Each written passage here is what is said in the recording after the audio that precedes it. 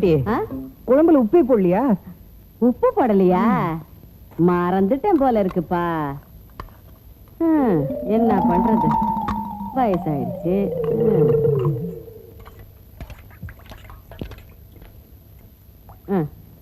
சாப்பிடு.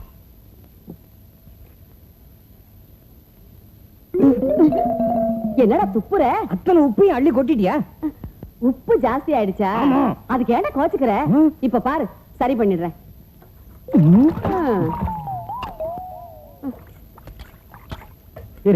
என்ன?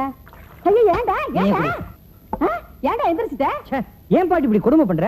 ஏன்பா, நான் என்ன சின்ன பொண்ணா? வயசாயிடுச்சு, ஞாபக மறதி ஜாஸ்தியா ஆயிடுச்சுப்பா.